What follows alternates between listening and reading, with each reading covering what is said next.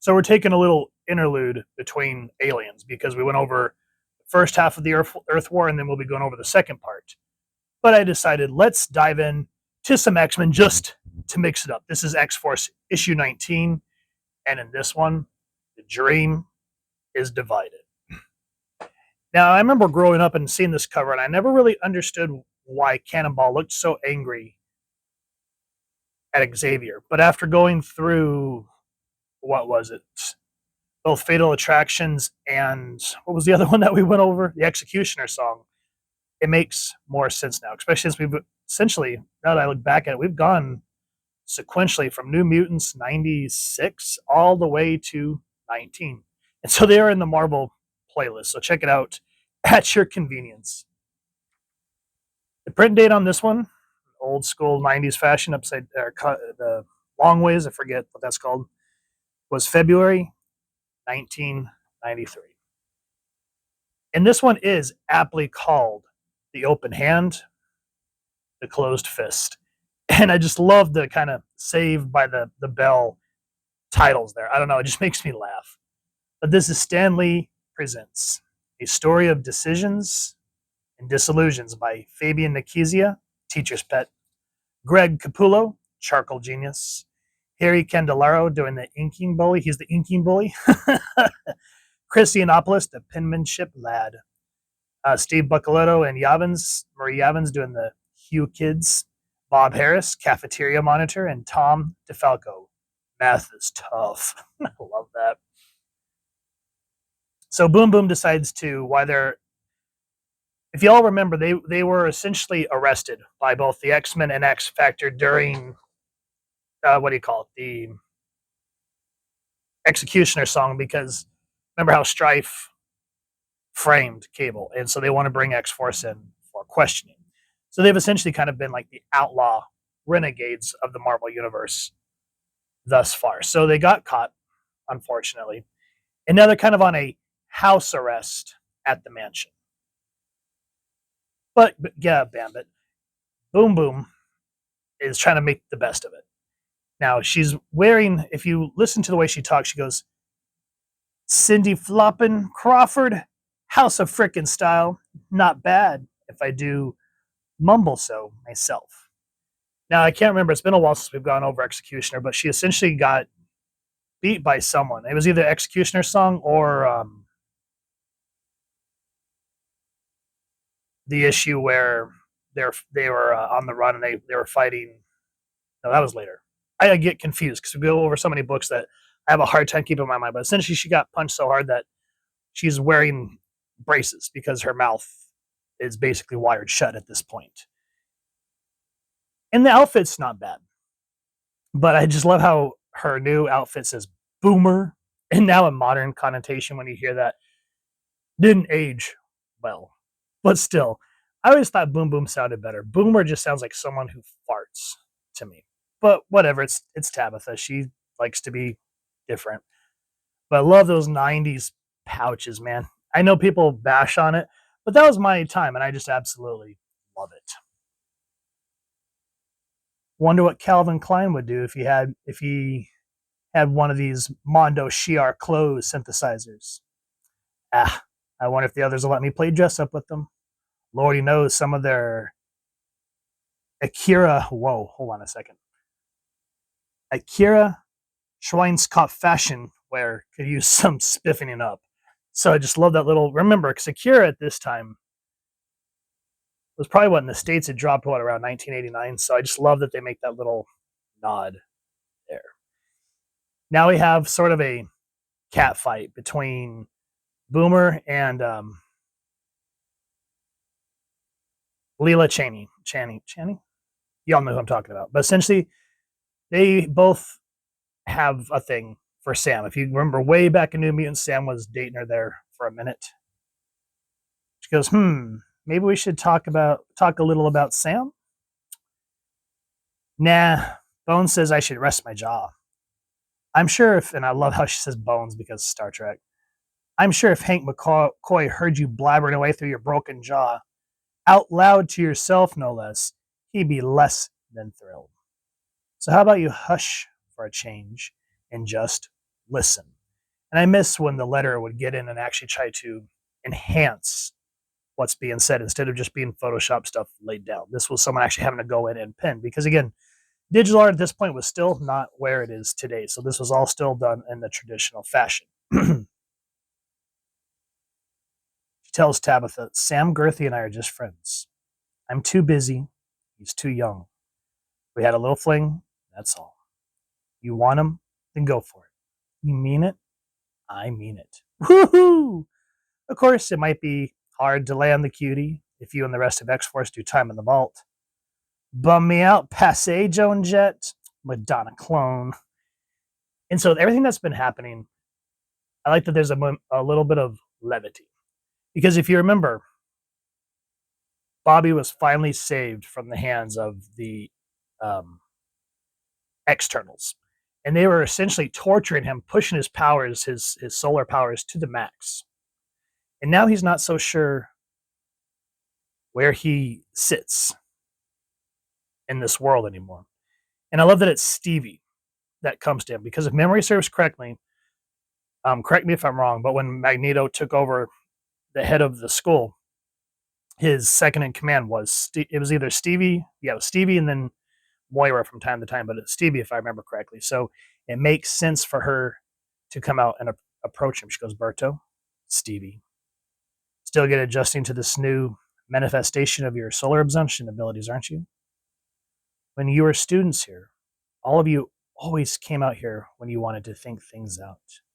Danny, Rain, especially you. It's cold. I wouldn't think you'd feel it when you're solar charged, I mean. No, I meant our reasons for coming out here. They were kind of cold. We knew the professor hated running his wheelchair on the grass. It was hard for him to come all the way out here. So we knew he wouldn't bother, and then we could get some privacy. Oh, you want me to leave? I don't even know if I want me to leave, Stevie. I've screwed up so much the last year. I feel as if I need someone to tell me who to be, what to do, because I don't know myself anymore. Look at me. Gideon manipulated me inside and out. Who am I going to be? What am I going to do? I don't know, Bobby. I don't know what's going to happen to any of you. And so to me, after having a moment of levity between Tabitha and Layla Channing, if I'm saying it wrong, like I said, feel free to make fun of me down in the comments. We cut to a more somber moment because Berto's back with a lot of his new mutant brethren. And so he's happy to be in a place of comfort, of memory. But he doesn't know what the future holds for him anymore in the way his mutant abilities have been twisted and turned at the hands of Gideon and what I don't remember what his corporation was called. But what I like next is we go into the danger room. And Shatterstar, Feral, and Richter are just tearing through, what do you call it, the training. And I like this little because remember, Shatterstar is not from this world. He is from Mojo first, so both him and Longshot. And where is it? Hold on a second. Richter, their approach appears closer to 5 o'clock to me. So you can finally read a clock face. Whoop-de-doo. Cable forgot to tell you, most watches are digital now. Are they? Fact. I worked very hard to equate your world's silly timing mechanisms to a battlefield positioning strategy. So I love that they always give Shatterstar a hard time in that regard, because when he first came in, it showed that he was loyal. He was always so stiff-necked about everything. But Hank is watching from the observatory because they have to be watched. Because, like I said, they are on house arrest after going outlaw. And he goes, oh, my stars and garters. Edna and Norton McCoy's furry baby boy is impressed. Scared, but impressed. It has been too long since I've got a chance to indulge myself. Hard to believe even I miss these sessions. Enjoy it while it lasts. I doubt they'll let you do this when we're all in prison. We all. Where you going to be, kitty cat, if we get sent upriver? I ain't going to jail, Rick. No way, no how. And so if you remember, look at the way these individuals are practicing with the way Cable taught them.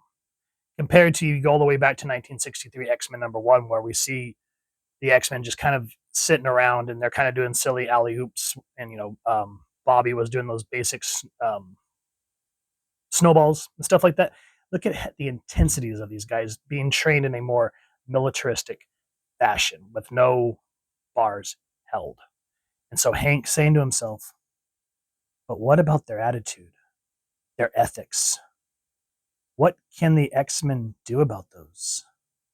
What should we do? Such a walking assortment of contradictions. Cable has trained them to fight in ways far better than we ever did at their age. And so it shows that, yes, they are the next generation of mutants, aka the old school New Mutants. But there are some underhand tactics that Cable has taught them, because remember, he comes from a post-apocalyptic future where it was just basically, sort of an inversion, I guess is the right word, for Apocalypse's survival of the fittest, where Cable had to be the strongest in order to survive, but to save humanity and not to rule it like Apocalypse. We get a moment with Siren and Warpath, and they essentially got to steal this disc. And even Siren says, does it bother you in the slightest? The X-Men, Xavier, have never given me much, Teresa. Because remember, his brother was Thunderbird, who died in X-Men 95, sacrificed himself to stop Count Nefarious, or Nefaria. They began their association in my life by taking my brother from me. They're ending it by keeping us under house arrest. The data we're accessing will help us do what they do. Catch the bad guys, pure and simple. But don't we become bad guys in the process? Well then, walking that fine line is what X-Force has been about all along, isn't it? So I love that this book is more edgy for the 90s. But what I like about this is Nicieza and the art team here is not showing that it's romanticized. Even though they're under house arrest and they're kind of joking, they know the repercussions of what's going on. Where Farrell says she'll never go to jail. So we know that what that implies. Siren is having doubts. Warpath, he just kind of admitted he doesn't feel attached to the X-Men because of what happened to his brother. So we're seeing the underbelly side of this. The only one that has had any freedom is Sam. And I'm sure it's a part because Xavier trusts him, but also the fact that we know Sam is reliable. He goes, Professor, you okay? We need to talk, Charles. Not to sound disrespectful by being blunt, but we've been comfortable prisoners here for almost 3 weeks now, and we need to know what's going to be done with us. Sam, as I told you, it was all the professor could do to keep Val Cooper from removing you to a government detainment center the moment Strife was defeated. Again, not to be disrespectful, Storm, but so what? Have her charge us with something. What did we do that's any more or less illegal than any of you have? Breaking and entering, come on. Assault, self-defense, battery. Seems that comes with the territory. How many ins and outs can we all take? It's not simply about the law, Samuel. And I think after going back and reading X-Men, what really hits hard for me in this book is, if you remember, going back, Sam was very naive and very green when he started, and basically relied heavily on both Xavier and Danny and Berto. And when he kind of started becoming the second in charge of X-Force, he still had his doubts. And it wasn't until Cable is quote unquote dead where Sam took up the mantle of X-Force and has been leading them the best that he knows how. So we've seen how much he's grown. He's no longer that amateur kid. But even though Sam snaps it's not about the law, Samuel. We still see in the father figure. Because remember, Sam's father died in the coal mines in Kentucky, is it, where they're from? So Sam looks to Xavier like a father. And so to see him use his full name, we know that Xavier's mad at his child. It's about morals and ethics, about the right ways and the wrong ones. It's about your dream, ain't it, Professor? It's about whether we're going to use the open hand or the closed fist. Maybe that is what all this is about then. But what do you want from us, sir? You took us in, you set us on this road, and now listen to the anger. Son, laying it all out in front of the father. Because remember, Xavier left. Magneto took over the school. Listen to what happened. Because even though Claremont focused more on the X-Men and all their adventures and stuff that we love, remember, the New Mutants always tended to get the short end of the stick because they were still young and impressionable, and they had to kind of figure out things on their own. He goes, you took us in, set us on this road. Then you left the wheel in someone else's hand. Magneto's, for crying out loud. So he drives us this way and that, and finally abandons us on the side of the road. And a new driver comes along. Maybe not the safest driver around. But he got us back on the road again. Just not the same road. But we felt we were headed in the right direction. Now Cable's dead, but guess what, Professor?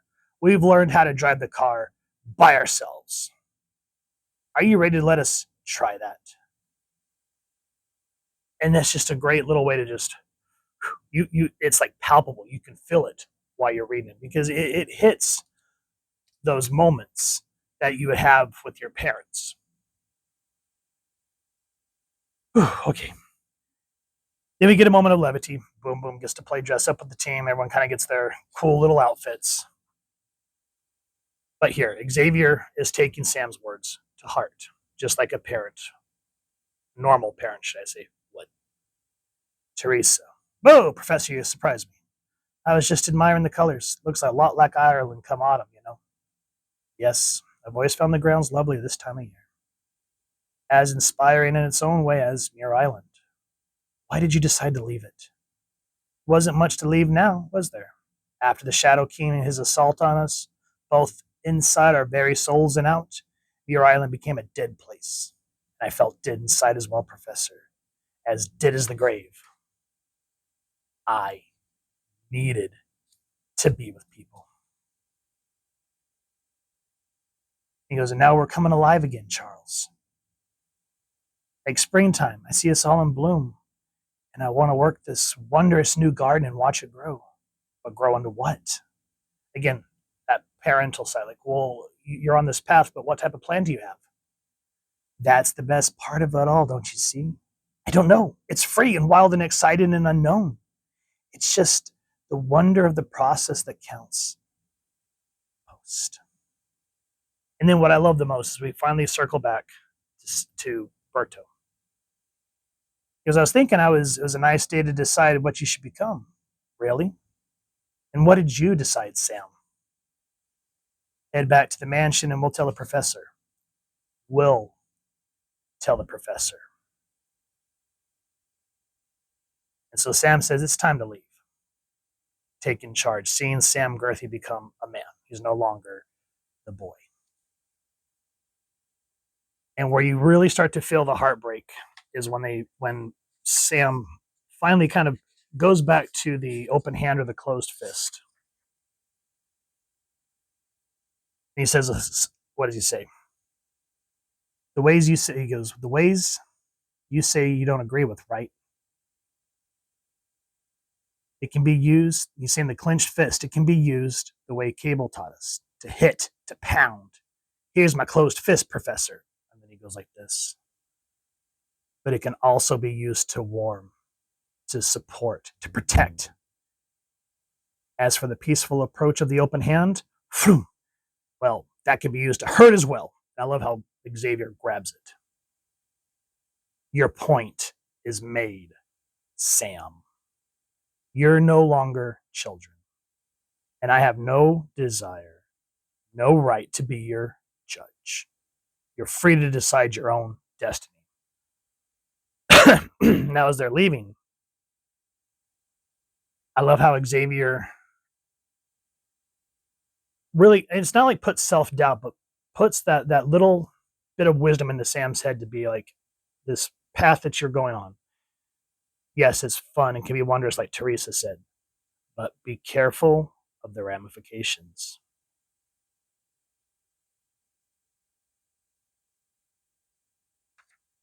Sam says, the X-Force, they're good people, sir. Just some rough edges. Two of your good people stole 20 years worth of data from my computers earlier. And look at how he changes. What?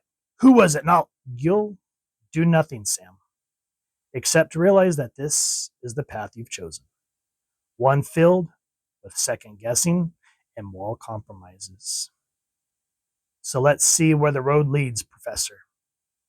And walk the path with care, son. Walk the path. Whew.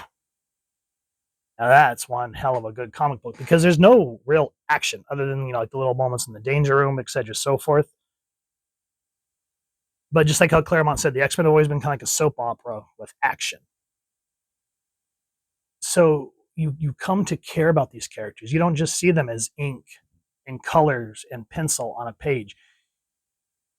Because the way that Nicieza writes this, you see yourself in these characters, and that's how a good story is written. So I don't know about you guys, but X-Force 19 is definitely one of those X-Men books that you have to have in your collection to finally see the New Mutants grow up and go on their own in the most, not the most safest fashion, but they're ready to find their own destiny. So if you guys have enjoyed what you've seen, please first and foremost support your local comic shop or wherever it's like to get your action figures and comics. Pick up this issue. And if you've enjoyed this review, really would appreciate it if you take a moment to like, share, and subscribe. Helps the channel more than you could possibly know. And if you don't mind hitting that fancy new mutant bell next, subscribe. That way, as I continue to upload content, you guys get notified. Come to the channel. I love to talk with you and hearing your thoughts and feedback down in the comments or the socials, which I'll make sure the links down in the description. Speaking of, if you enjoy what I do and you'd like to help support the channel, I've additionally left a PayPal tip jar link down in the description as well. And if not, I still appreciate you stopping by and checking out this video. Either way, hope you all continue to have an absolutely amazing day reading, and happy hunting, everyone.